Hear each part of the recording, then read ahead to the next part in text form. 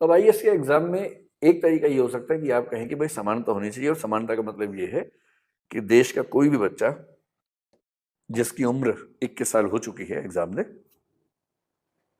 एक दो बच्चों की कहानी सोच के देखिए। एक बच्चा है ए, एक बच्चा है बी।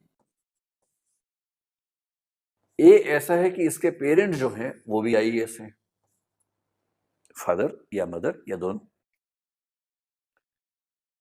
फिर ये हमेशा मेट्रो सिटीज में रहा है या रही है, दिल्ली में, जयपुर में, मुंबई में, और जो बड़े बड़े शहर हैं, इंदौर में, कभी कभी अहमदाबाद में, गांधीनगर में, ऐसे कुछ बड़े शहरों में, लखनऊ में, इन सब शहरों में ये बच्चा रहा है। अंग्रेजी माध्यम से पढ़ा है, जो कि बहुत स्वाभाविक है कि अगर उसके पेरेंट्स का प्रोफाइल ये है और बड़े शहरों में बच्चा रहा है तो अंग्रेजी माध्यम से ही पढ़ा होगा। फिर उसे दुनिया भर की गाइडेंस मिली है उसके पेरेंट्स ने, और उसके अच्छे अच्छे स्कूल, इतने अच्छे स्कूल जहाँ टीचर्स की जिम्मेदारी है कि एक एक बच्चे का रिजल्ट अच्छा हो, जहाँ एक क्लास में केवल 20-25 बच्चे होते हैं, सरकारी स्कूल की तरह 60-70-80-100 बच्चे नहीं होते हैं, 20-25 बच्चे सिर्फ, और एक एक बच्चे पर ध्यान देना टीचर की जिम्मेदारी है। बार बार पेरेंट टीचर मीटिंग होती है, पेरेंट्स को इन्वॉल्व करके बताया जाता है कि बच्चा कहाँ गड़बड़ है। फिर जहाँ बच्चा इतने अच्छे स्कूल में पढ़ने के बाद भी काम ठीक से नहीं कर पाया तो उसको उसके पेरेंट्स ने बहुत अच्छे और महंगे टीचर से ट्यूशन्स भी लगवा दी हैं, ये सुविधा भी है। इसके अलावा कई ऐसी ऐप्स हैं जिसके कोर्सेज फ्री में उसको दिलवा रखे कि वो जब भी कोई डाउट हो किसी अच्छी सी ऐप पे कोई कोर्स देखे और उससे आगे बढ़े। फिर जब 12वीं क्लास में था तो इसको हुआ कि इंजीनियर बनना है, तो इंजीनियरिंग करने के लिए एक बहुत अच्छे कोचिंग इंस्टीट्यूट से सुविधा मिली पढ़ने की, वहाँ ये पढ़ा भी। और करते करते इस बच्चे ने लगभग 20 की उम्र होते होते ये ग्रेजुएट हो गया है, और ग्रेजुएशन के फर्स्ट ईयर से इसने आईएएस की तैयारी साथ में शुरू कर दी थी, और 21 साल का होते ही ये आईएएस का एग्जाम देने वाला है, क्योंकि इसको ये भी पता है कि आईएएस बनने का असली मजा कम उम्र में है, ताकि प्रमोशन का स्कोप बहुत अच्छा रहे और ये सेक्रेटरी और कैबिनेट सेक्रेटरी के रैंक तक जा सके, ये इसका मन करता है। खूब इसके पास अच्छी गाइडेंस रही है। एक ये बच्चा है। अब इसके सामने दूसरे बच्चे का प्रोफाइल देख लीजिए। बी बच्चा है, एक छोटे से गांव में इसका जन्म हुआ है। इसके जो दोनों पेरेंट्स हैं वो इलिटरेट हैं, अनपढ़ हैं। उनको बेचारों को सामान्य समझदारी है जीवन के बारे में, लेकिन कालाक्षर भैंस बराबर है, पढ़ाई का महत्व भी नहीं पता। जब ये बच्चा 7-8 साल का हो गया तो सरकारी स्कूल में चला गया, क्योंकि गांव में आमतौर पर बच्चे थोड़ा लेट एज में पढ़ाई शुरू कर पाते हैं, कोई सपोर्ट सिस्टम था नहीं। यहाँ से जो रीजनल लैंग्वेज होगी, जैसे मैं कल्पना करूँ कि हिंदी बेल्ट का है तो इसकी क्लासेस हिंदी मीडियम में होती थी, क्योंकि टीचर्स को भी हिंदी ही आती है, अंग्रेजी नहीं आती है। और अंग्रेजी आएगी तो भी ऐसा माहौल तो नहीं है कि सारे बच्चे अंग्रेजी बोल रहे हैं, तो ये बच्चा भी सीख ही लेगा। टीचर बहुत पीटते भी हैं, पढ़ाने में बहुत रुचि नहीं है, सरकारी स्कूल में है तो कुछ कुछ छोड़ दें, आमतौर पर रुचि नहीं है। बच्चा स्कूल में कुछ ना समझ पाए तो उसके पास कोई अलग से गाइडेंस नहीं है।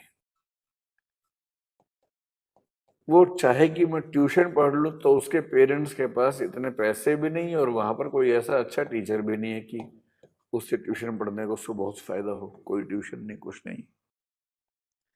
एक साल बच्चा फेल हो गया।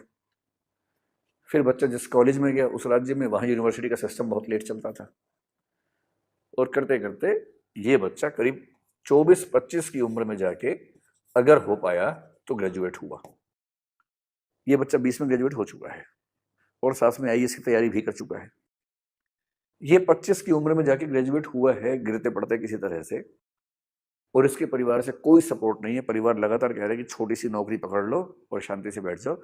इसका मन इस बीच में करने लगा कि मैं कुछ बड़ा करूं, और इसको लगता है कि मैं भी आईएएस के बारे में सोचूं।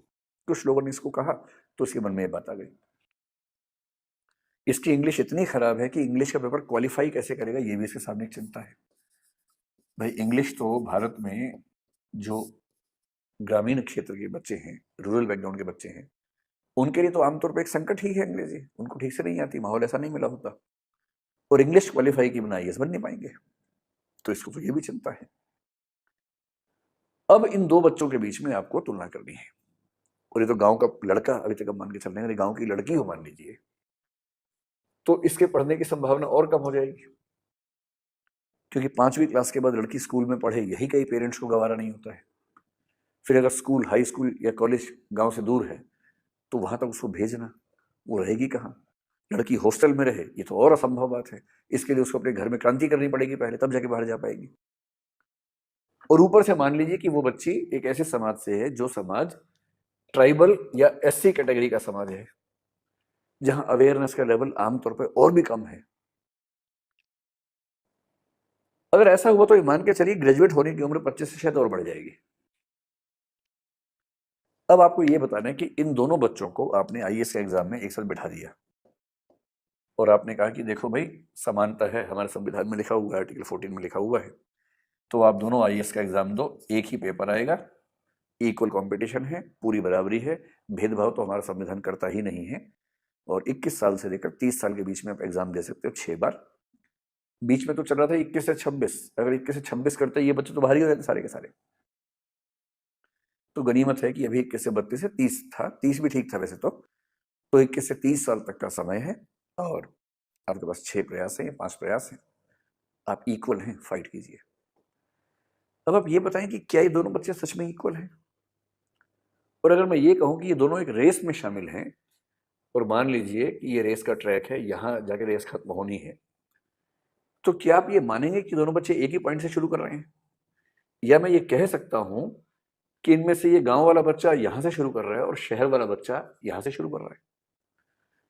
इसके लिए रेस को पूरा करने का मतलब इतना ही है, जबकि इसके लिए रेस को पूरा करने का मतलब इतना है क्योंकि इसको तो कुछ भी ऐसी सुविधा नहीं मिली जिस सुविधा की वजह से ये अच्छी स्थिति महसूस कर सके।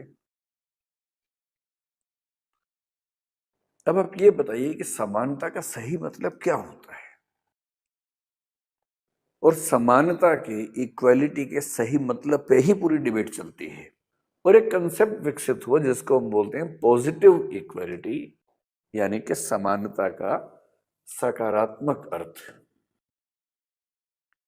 सकारात्मक अर्थ ये कहता है कि समानता का मतलब केवल रूल्स बराबर होना नहीं है, बल्कि जो वंचित वर्ग के लोग हैं, जो पिछड़े हुए लोग हैं, उनकी और मंजिल की, अवसर की दूरी उतनी ही रह जाए जितनी दूरी एक सामान्य वर्ग के व्यक्ति की है। ये भी समानता है। और समानता का मतलब ये हुआ कि जो वंचित वर्ग हैं, डिप्राइव्ड क्लासेस हैं, उन क्लासेस के पक्ष में थोड़ा सा कुछ कदम उठाना, थोड़ा सा फ्लेक्सिबल होना, थोड़ा सा रूल्स को चेंज करना, उनको बचाने का प्रयास करना। जैसे अगर एक बच्चा कमजोर है तो उस बच्चे को कुछ समय तक दूसरे बच्चे की तुलना में ज्यादा दूध देना ताकि उसको सही पोषण मिल सके। यदि एक व्यक्ति की हाइट बहुत कम है, दूसरे व्यक्ति की हाइट बहुत ज्यादा है, तो उनमें बराबरी लाने के लिए खेल के नियम में थोड़ा सा चेंज कर देना। जैसे तुम्हारी हाइट और बास्केट की हाइट में जितना अंतर है उतना ही अंतर इस बच्चे की हाइट और इसकी बास्केट की हाइट में होना चाहिए। जैसे हम घर में करते हैं क्रिकेट खेलते हुए कि अगर छोटा बच्चा खेल रहा है हमारे साथ और साथ में बड़े लोग खेल रहे हैं, तो हम छोटे बच्चों को क्या बोलते हैं कि तुम्हारी 2 बारियां हैं, हमारी एक बारी है। क्यों करते हैं? हम जानते हैं कि उस कंपटीशन में वो टिक नहीं पाएगा, वो जल्दी आउट हो जाएगा, हम लोग जल्दी आउट नहीं होंगे। तो अगर वो जल्दी आउट हो गया तो उसका उत्साह खत्म हो जाएगा, उसका मोटिवेशन खत्म हो जाएगा, उसका खेलने का मन नहीं करेगा। उसके बाद उसका उत्साह बढ़ाने के लिए हम क्या बोलते हैं, तुम्हारी 2 बारियां हैं। फिर हम ये भी कहते हैं कि हमारे लिए बाउंड्री लाइन वो है, उसके पार छक्का होगा, लेकिन तुम्हारे लिए बाउंड्री लाइन ये है, तुमने इसको पार कर दिया तो छक्का मार लेंगे। जब घर की दुनिया में छोटे छोटे लेवल पर हम ऐसे रूल्स फ्लेक्सिबल बनाते हैं, तो बड़े स्तर पे क्यों नहीं? क्योंकि परिवार के स्तर पर हम उन सब बातों को समझते हैं जो समाज का स्तर आते ही भूल जाते हैं। और हेगल ने यही कहा था कि जो फीलिंग परिवार को लेके आती है, अगर वो समाज को लेके आने लग जाए तो समस्या खत्म हो जाए। पर होता क्या है कि जब तक हम परिवार में हैं तो हम चाहते हैं कि हम त्याग करें, और जब हम समाज में उतरते हैं तो हम चाहते हैं कि ज्यादा से ज्यादा संसाधनों को लूट लें अपने पक्ष में, बाकी लोगों को ना मिले। और इसीलिए हीगल ने कहा कि जो परिवार है उसमें जो अल्ट्रुइज्म है, इंडिविजुअलिस्टिक या पार्टिकुलरिस्टिक अल्ट्रुइज्म है, कुछ विशेष व्यक्तियों के प्रति त्याग की भावना है। और सिविल सोसाइटी में, समाज में जो यूनिवर्सलिस्टिक इगोइज्म है, जो सबके प्रति हमारा अहंकार का भाव है, ईगो का भाव है, स्वार्थ का भाव है, ये दोनों इतने विरोधी हैं कि हम परिवार के सिद्धांतों से समाज को चला ही नहीं पाते। और उसी को ठीक करने के लिए हीगल कहता है कि राज्य का विकास हुआ, स्टेट डेवलप हुआ, जिसको उसने कहा कि उसमें यूनिवर्सलिस्टिक अल्ट्रुइज्म का काम करता है सिद्धांत, यानी सामान्योन्मुखी परार्थवाद कहते हैं, कि जिसमें सिस्टम तय करता है कि प्रत्येक व्यक्ति कम से कम इतना परोपकारी हो जाए जितना समाज को चलाने के लिए होना आवश्यक होता है। इसलिए जब हम कहते हैं कि समानता क्या है, समानता का ज्यादा अच्छा कंसेप्ट माना जाता है पॉजिटिव इक्वालिटी।